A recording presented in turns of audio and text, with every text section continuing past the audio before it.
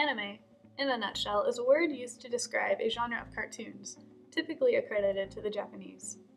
It attracts a variety of viewers, including guys, gals, and children of all ages. These cartoons may seem innocent and harmless, which they are for the most part, but anime in particular is known to have an uncanny influence over its viewers. As the old saying goes, too much of anything can be a bad thing. Take myself, for example. It's kind of embarrassing for me to admit, but I used to be what one may call an anime addict. Someone whose life is ridiculously saturated with and devoted to anime. But I wasn't always this way, and thank goodness I've come to my senses since then. But let's rewind for a second, and I'll show you how this all started. I was first exposed to anime at the tender age of about maybe 8 years old. I was a normal little girl. My dad would pick me up from elementary school and walk me home, and like most children, I wasn't allowed to play or watch TV until after my homework was finished. Once my homework was finished, generally around 4 o'clock, I was allowed to watch cartoons with my older brother. And every day at 4 o'clock, we would turn the channel to Cartoon Network on channel 35. One day, Cartoon Network started a new program called Toonami. Toonami was a program specifically dedicated to broadcasting anime, the portal through which my obsession began. It was through Toonami that I was introduced to my first favorite anime, Sailor Moon. Now, don't laugh at this because this is hard enough as it is. I was a little girl, give me a break. But seriously, from a little girl's perspective, what's not to love about Sailor Moon? She's an average schoolgirl who discovers she used to be a princess. Plus, she and her friends are superheroes. She is loyal to her friends, she's self-sacrificing, fights for peace, love, friendship, and justice. As an 8-year-old girl, I instantly fell in love with the show and started to watch it every day. She quickly became an idol and a role model for my young life. Embarrassing, but true. My teachers at school started to notice a difference in my behavior. I didn't socialize with my classmates very often during recess because I was usually off by myself, in my own little universe, role-playing in my own made-up scenarios of my favorite shows.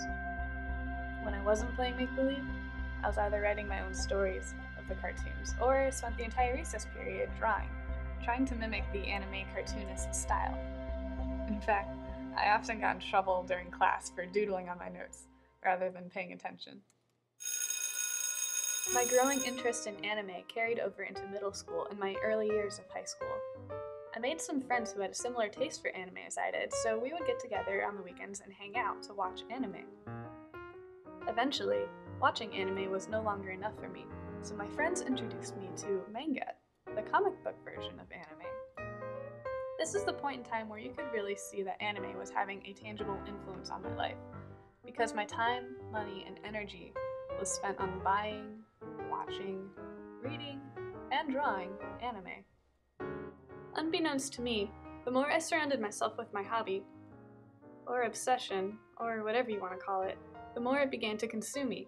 Until one day, while reading a manga by myself, I realized that I was reading about someone else having an adventure. And what was I doing? Sitting in my room, reading about it. That's when I realized I needed a life. So I slowly started to wean myself off of anime and became more socially active. My weaning of anime was also assisted by the pictures I'm about to show you. Now, I want to warn you, the picture I'm about to show you may make you a little bit queasy, so I'll give you a moment to grab a trash can.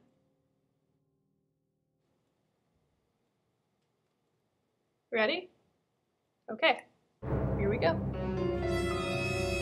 Okay, I'm sorry, ladies and gentlemen, but this is just not right.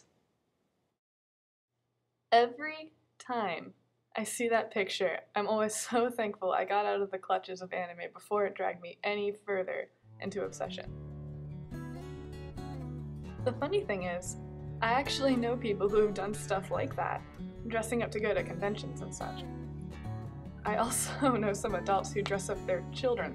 Anyways, even though I have spoken of my experience with anime in more of a negative light, it was not a complete waste.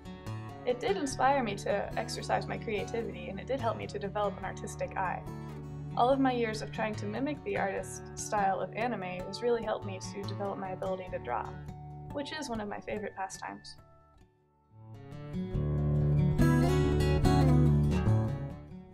So, I don't want to leave you with this question hanging over your head. No, anime is not bad. Addiction and obsession are bad. So, the next time you see someone who you think or know is addicted to anime, before you judge them for looking, talking, or acting weird, because they do, remember that he or she is still a person and they still have value. They're just a little different.